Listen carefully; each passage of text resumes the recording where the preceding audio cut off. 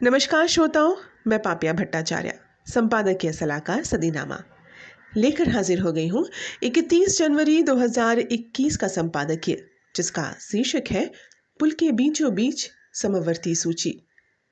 इसे लिखा है हमारे संपादक जितेंद्र जितांशु ने।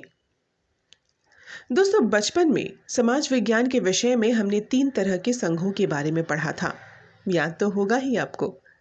अगर नहीं तो याद दिला दूं कि भारतीय संविधान में केंद्र सरकार और राज्य सरकार की शक्तियों का विभाजन किया गया है। इससे भारतीय प्रशासनिक ढांचे को मजबूती प्रदान की गई है। भारतीय संविधान में ये संघ सूची, राज्य सूची और समवर्ती सूची के रूप में बताई गई है। इन सूचियों के द्वारा राज्य सरकार और केंद्र सरकार की शक्तियों के विषय में स्पष्ट जानकारी दी गई है। समवर्ती सूची संविधान में बेहद महत्वपूर्ण रोल निभाती है। इसी सूची के बारे में जानते हैं थोड़ा और विस्तार में आज के संपादकीय में, जिसका शीर्षक है पुल के बीचों बीच समवर्ती सूची। समवर्ती सूची या सूची 3 यानी 7वीं अनुसूची भारत के संविधान की 7वीं अनुसूची में दी गई 92 वस्तुओं की सूची है। इसमें केंद्र और राज्य सरकार दोनों द्वारा विचार की जाने वाली शक्ति शामिल है। विधायी खंड को 3 सूचियों में बांटा गया है: संघ सूची, राज्य सूची और समवर्ती सूची। समवर्ती सूची में वस्तुओं पर एक रूपता वांछनीय है लेकिन आवश्यक नहीं है। यदि किसी राज्य के विधानमंडल द्वारा बनाए गए कानून का कोई प्रावधान संसद द्वारा बनाए गए कानून के किसी भी प्रावधान के लिए है जो संसद को अधिनियमित करने के लिए सक्षम है, या समवर्ती में शामिल मामलों में से किसी एक के संबंध में मौजूदा कानून का कोई प्रावधान है, सूची फिर संसद द्वारा बनाए गए कानून, चाहे वो ऐसे राज्य के विधानमंडल द्वारा बनाए गए कानून के पहले या बाद में पारित किया गया हो, या जैसे भी मामला हो, मौजूदा कानून प्रबल होगा और राज्य के विधानमंडल द्वारा बनाए गए कानून के अनुसार होगा, प्रतिहिंसा की हद तक शून्य हो। ऐसे मामलों में इसका अपवाद है जहां एक कानून के विधानमंडल द्वारा बनाया गया है जिसमें समवर्ती सूची में शामिल मामलों में से एक के संबंध में संसद या मौजूदा कानून द्वारा बनाए गए पहले के कानून के प्रावधानों के अनुसार कोई प्रावधान है।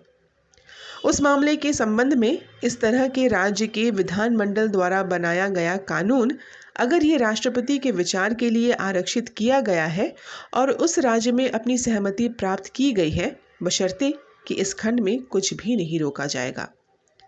राज्य के विधानमंडल द्वारा बनाए गए कानून को जोड़ने, संशोधन करने, अलग करने या निरस्त करने सहित एक ही मामले के संबंध में किसी भी समय किसी भी कानून को लागू करने से संसद। कुछ महत्वपूर्ण विषय है: शिक्षा, वन, व्यापार संघ, विवाह, दत्तक ग्रहण, उत्तराधिकारी, आपराधिक कानून, आपराधिक प्रक्रिया, निवारक निरोध, संपत्ति का हस्तांतरण, दिवालियापन और दिवाला, प्रशासक, न्यायालय की अवमानना, खाद्य पदार्थों का मिलावट और अन्य सामान, ड्रग्स और जहर, जनसंख्या नियंत्रण और परिवार नियोजन, सामाजिक सुरक्षा और सामाजिक बीमा, मूल्य नियंत्रण, कारखानों, पुरातात्विक स्थल, सर्वोच्च न्यायालय को छोड़कर सभी न्यायालयों के अधिकार क्षेत्र और शक्तियां आदि। बीते कुछ सालों में समवर्ती सूची में खेल, राजकोषीय संघवाद, मजदूर कानून, भूमि अधिग्रहण, केंद्र सरकार की नरेगा जैसी विषयों पर सरकार ने काम किया है और समवर्ती सूची को और बढ़ाने की सोच रही है। कोरोना महामारी के दौरान राज्य सूची से सार्वजनिक स्वास्थ्य को समवर्ती सूची में स्थानांतरित करने की आवश्यकता पर विचार किया जा रहा है। इस कदम से विकेंद्रीकरण को नुकसान नहीं होगा, लेकिन केंद्र राज्य समन्वय में वृद्धि होगी। समवर्ती सूची से केंद्र सरकार की ये पहल रहती है कि राज्य सरकार भी उसके साथ कानून बनाने में समन्वय बैठाए और नई दिशा में आगे बढ़ा जाए। आमीन। तो दोस्तों, आप सुन रहे थे 31 जनवरी 2021 का संपादकीय, जिसका शीर्षक था पुल के बीचों बीच समवर्ती सूची। इसे लिखा था हमारे संपादक जितेंद्र जितांशु ने।